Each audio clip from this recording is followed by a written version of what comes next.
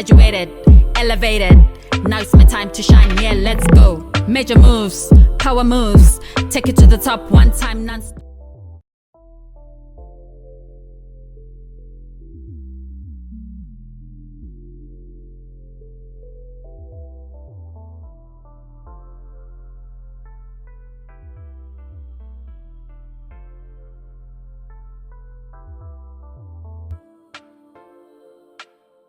No, I love that. I think I too, I've started to pursue my hobbies, during my PhD, because I realized the more I locked myself away, the more I had writer's block. Yep, But absolutely. when I went back to my hobbies, like the things that I enjoy doing, I've found myself enjoying what I do, and reading, going to read a paper, let's say in, an economical journal, for example, Yes, and then coming back, you get so many ideas and you see their writing style and you start to challenge yourself and you see your blind spots. So I think I agree with your supervisor. That's a really good shout, literally. So the next question that I have is, what does mental health mean to you?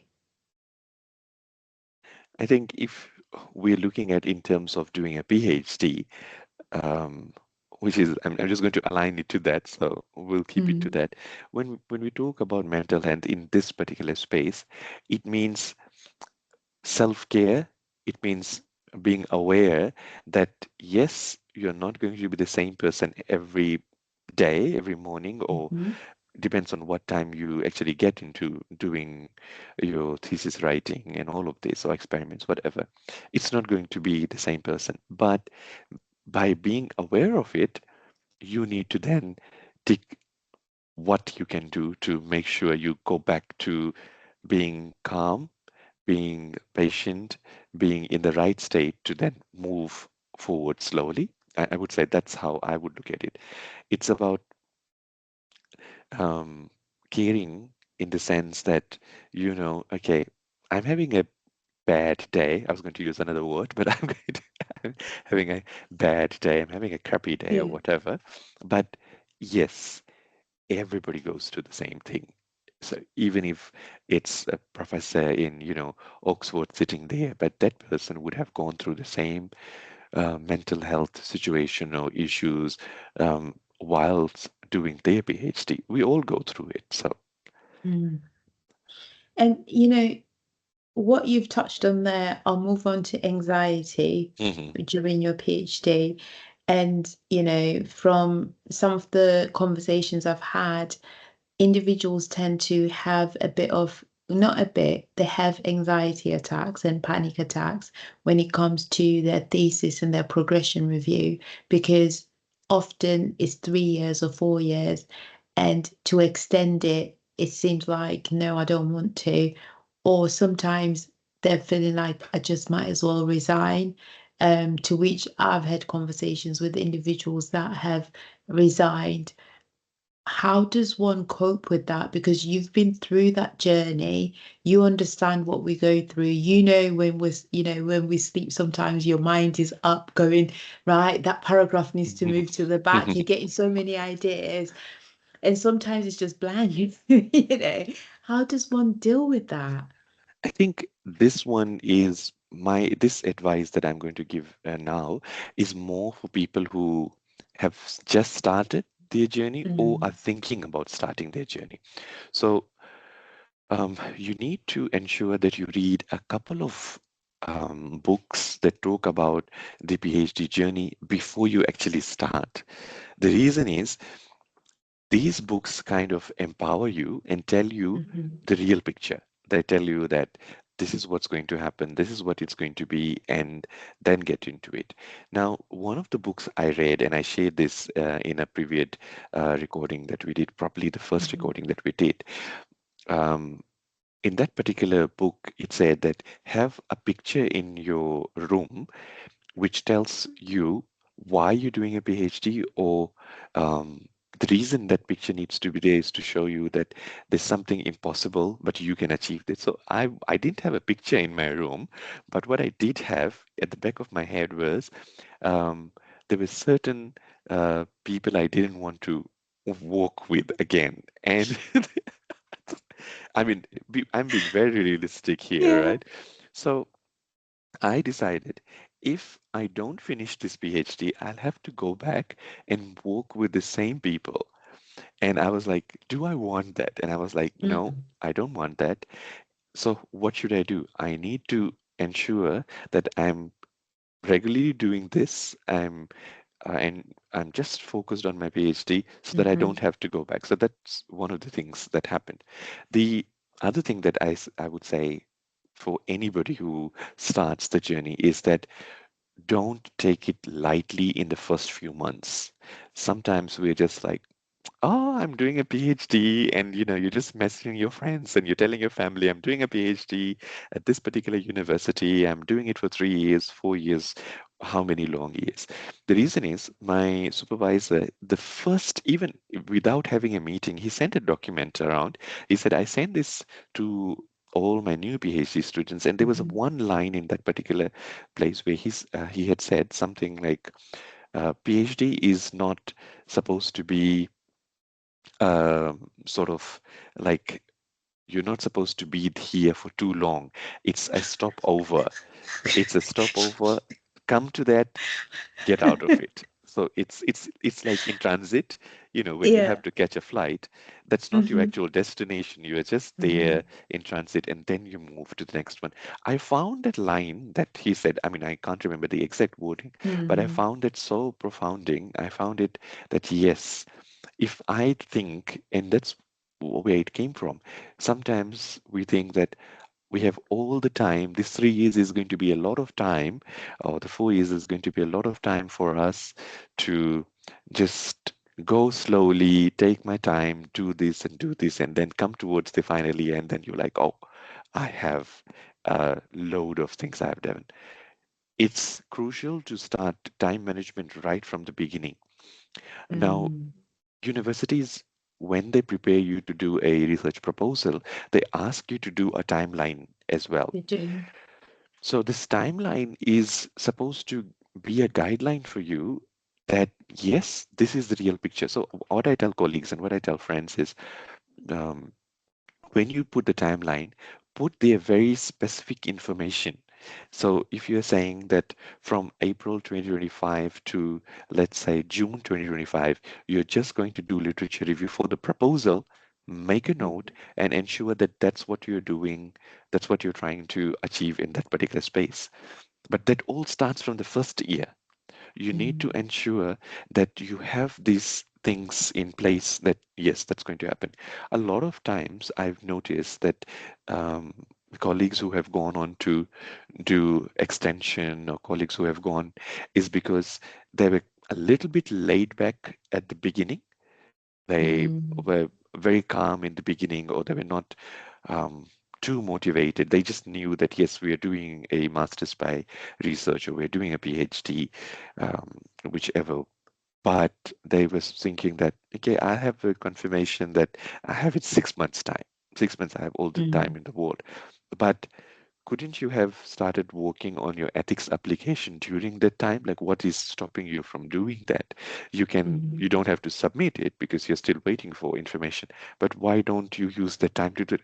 That helps you and that saves you so much time because you do the confirmation within 6 months or 9 months or whatever, and then you spend another 3 months working on your ethics application. 1 year is gone. It's just Mm. out. You have already lost 1 year from your 3 years program. So definitely you need an extension because you have Mm. put so much time on paperwork basically that Mm. you're not able to completely engage with the information that you need. So I would say that. The other thing about anxiety is this. We have in our mind when we do revisions, we look at and we say, oh, I have to do the analysis chapter. And Mm. that itself is quite heavy. That Yeah. itself makes it feel like, oh, I have to look at numbers, I have to look at graphs, I have to do this. Instead of that, you need to change your mentality and say, I need to add a graph to this chapter. Just keep it to that. you're not overwhelming yourself. Your whole focus is going to be, okay, this is this graph that I need to look at SPSS, or I need to look at Excel and then bring that graph from there. So you are just focused on a specific goal, keep it to that. Move on to the next one. What is the next one? You want to add, instead of saying, I have to write my literature review. No, just say I have to add 3 lines to the introduction of my literature review. So that calms you a little bit, because you will then, instead of writing 3 lines, you might end up writing 10 lines. But it motivates you. It doesn't overwhelm you.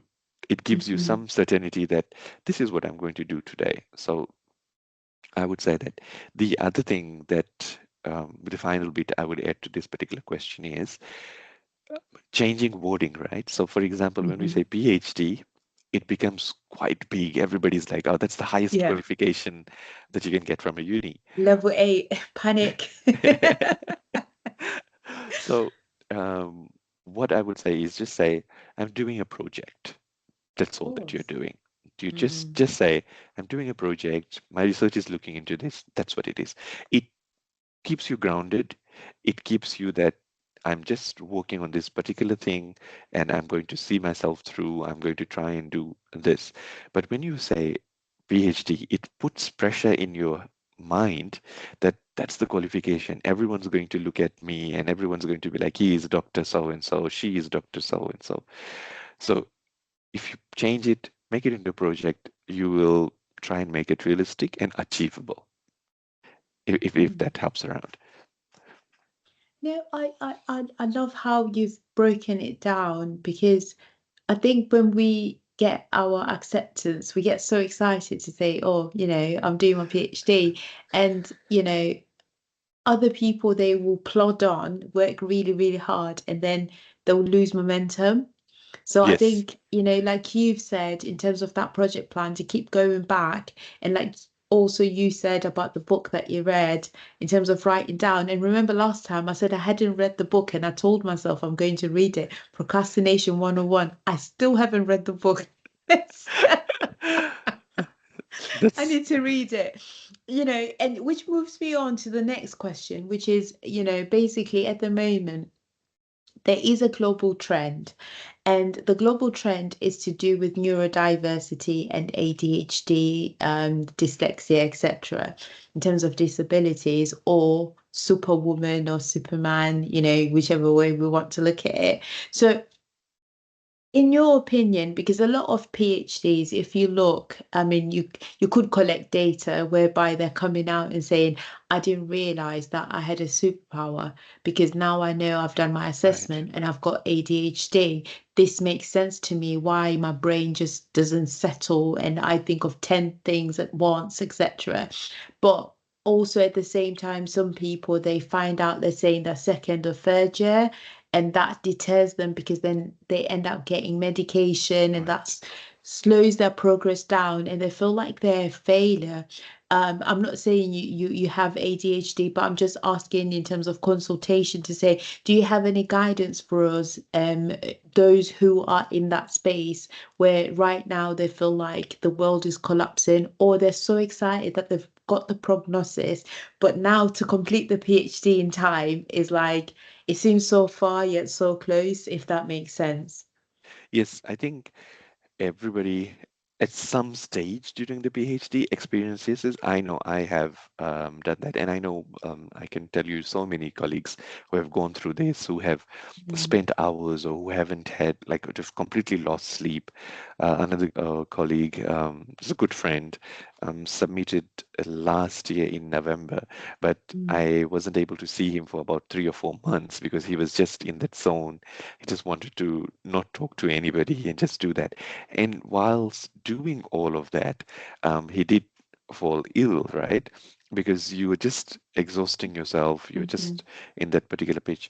Now, there are several things that you can do to avoid this, or while you are in that space, you can still try and feel ease. I'm not a specialist, but in terms of getting it around that lived experience bit, what I Mhm. used to do was that I had a whiteboard in the office, and Mhm. what I put on the whole list on the whiteboard would be the chapters that I was working on. Not only the chapters I was working on, the chapters that I didn't even start working on were on the board. Mm. Not to overwhelm myself, but just to give me an idea of that's what the title of the chapter needs to be, or that's what needs to go in the chapter.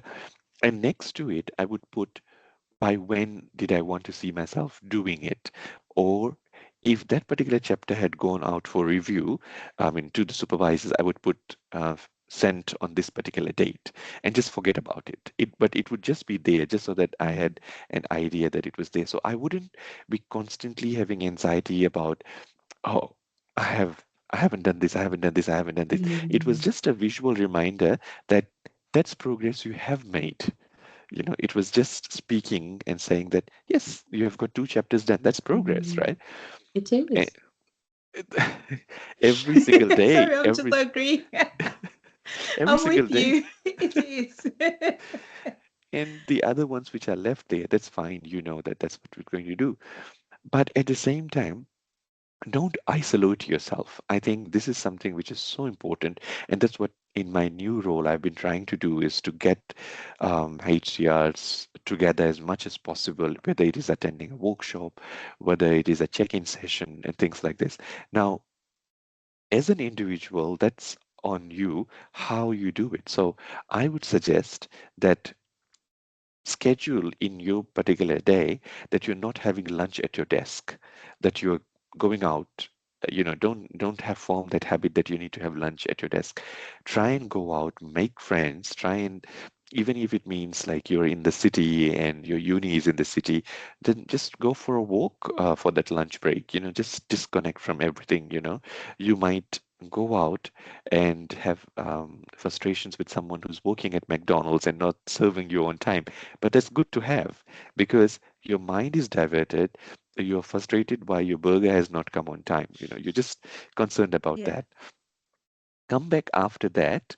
You have released your tension. You have kind of gone for a walk and things like that, and then come back to it. Because if you look at a particular thing day in, day out, it's going to frustrate you. It's going to Mm. cause you definitely anxiety because you're like, I'm not moving forward.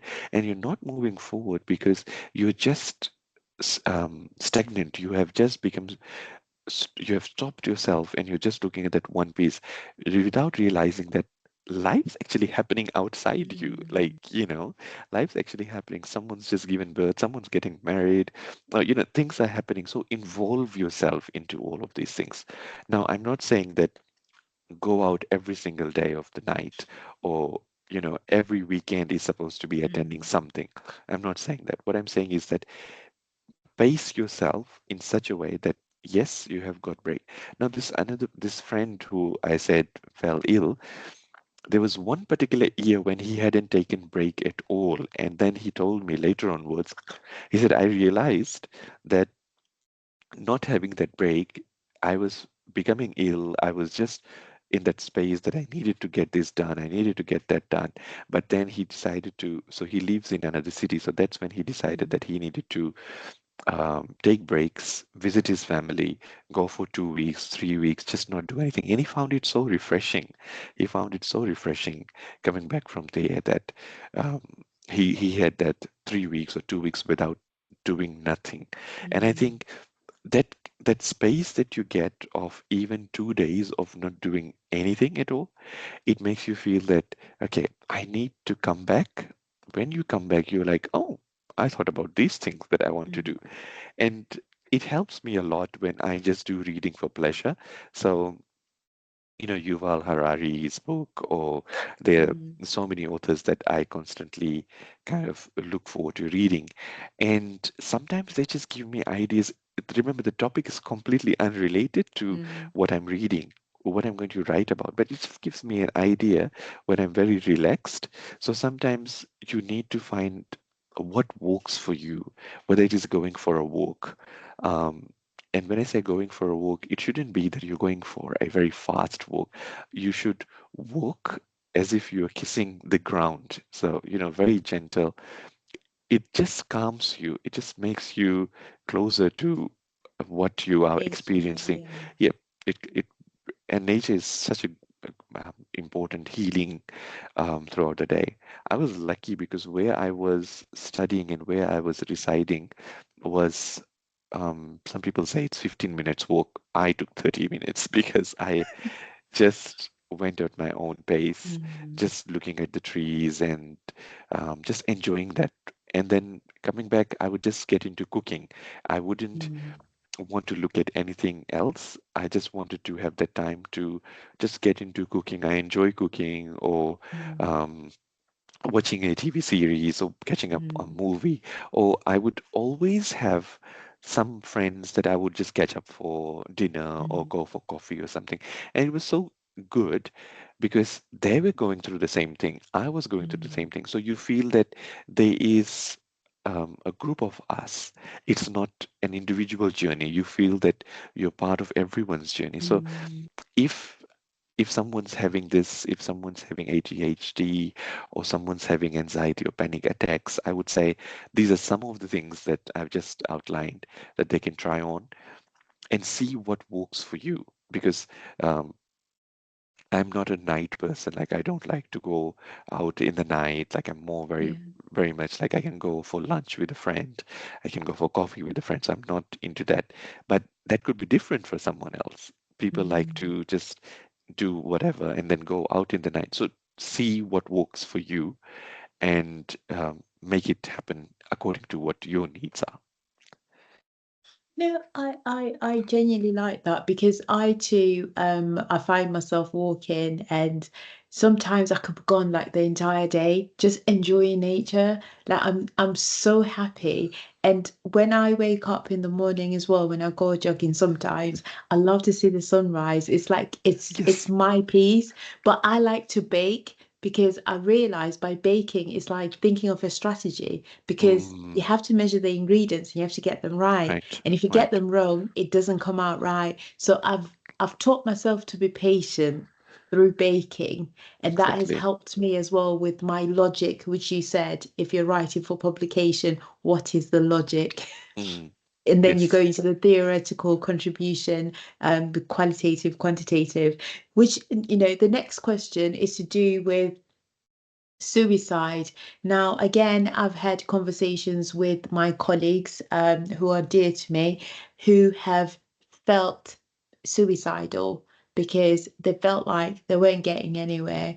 It wasn't necessarily the relationship with the supervisor. You know, when Right. you're good and your Mm, supervisor goes, "Oh, they're all right," and then you feel like you're going round in circles, and that's caused them anxiety, panic mm, attacks, and to an extent whereby now they felt suicidal. But obviously, to open up about that, it takes you a bit of time, and by the time people realize what's going on, sometimes it's too late. But what's too late, and that's debatable, but you know what I mean in terms of how it's affected that person.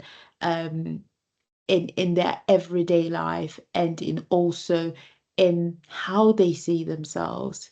Like one of my colleagues became so anorexic. We didn't even right. realize because obviously it was the pandemic and we were living on screens. So you see things, but you think, am I actually seeing? Until it Mm, was like further down when she had to be hospitalized. And it's quite it's dear to me. So I think it's something that needs to be discussed, but we always walk around eggshells basically when it comes to suicide. What are your thoughts on that? I think it's such a sensitive space because you want to Mm, help a friend. You want to of course. you want to reassure them that Mm, the world is not against you. You want to reassure them. I'll give you a story about a friend a couple of years back. He mm, had moved with his family to Australia to do his PhD, but then his family had to go back because his wife and daughter, they needed to go back. She had a job back, so she had to go back. But when they went back, he found himself in such a depressing state. He was just not able to be productive. He told me so many times. He said, Prash, I just go into town and I just sit at a bench and I'm just the whole day I'm just staring at people and I'm not able to process anything. I'm not able to like be sincere to my studies. And this was probably once he had been a confirmed candidate and this was his first year. So he said, I can't take this anymore. Like it's just getting too much. But he was just talking and I was just listening. I wasn't being judgmental and I wasn't sort of putting my words to it. I was just trying to hear what he was saying. And then he said, I'm going to go back home because he was an international student. He said, I'm going to go back home, spend time with my family, and try and do my data collection and something over there, and then make a plan to bring my family back. Noma, when he came back after 7 months or something like that, he was a changed person. He was looking so happy and he was so Yeah. refreshed because he went through a very low point in his life.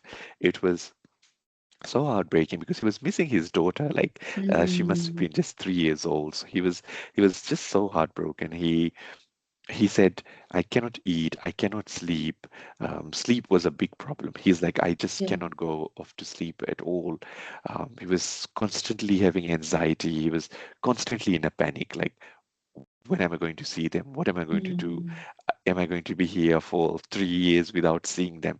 So I think sometimes it helps just thinking about what direction you can change or how you can change Mm. direction. So he did one of those things. Now, I'll tell you about my own example in my final year when I was coming Mm. towards my final year. It wasn't directly related to PhD, but it connected with PhD and visas and a lot of which international students have problem with Mm. and just about all of that. So I remember sending a voice message to my best friend who lives in Fiji, and I just sent to her a long voice message, and I said to her, "This is what's happening. I'm not sure how to go about with whatever is happening," and I just said, I'm not sure if I can continue with this or what is it for me to come back? Like it was just a lot of questions. I won't Mm. go into the detail of it. And she sent a voice message after I had sent it. And it was just nice to hear that she knew me from the beginning because we've been friends for 10 years or Yeah. so, right? So she knew where I was coming from or what points I was trying to highlight. So the advice that came from her was very real and very genuine. So Mm. when you talk to somebody like that who knows you from a lot of time, who's not going to judge you, who doesn't have high expectations of you, or who doesn't have any expectations from you, and just knows you for you, I think anybody who is having suicidal thoughts or anyone who's feeling very low, you need to just recall who is that person I can go and talk to, whether it be your mentor from a previous job that you had, whether it be your parents, or whether it be your partner, whether it be, in my case, my best friend, whoever it is. I think knowing that you can talk to somebody who is not going to judge you, who's going to be very open and give you sound advice, or give you just to tell you that I think you should leave it. You should take a 1 week off, or you should take a leave of absence and just take Mm. 1 month off. That's what you need to hear. And then, of course, the decisions you make by Mm. yourself, It's but it's yours. Yeah. it's it's yours. But can you do that? In terms of also getting like professional counseling or things like that, I know of colleagues who have taken that step as well. There's nothing Mm. wrong in that. There's nothing that's stopping you from doing that as well. Mm. Universities are very good in terms of well-being. So Mhm. well-being of all students, HDRs or undergraduates. And if you need to access this service, I would say go for it. Like do it because um, that's more important than just sitting there and feeling like crap and feeling that you are unheard of and you are not supported. So I would say that's the approach that I would direct anyone to go for.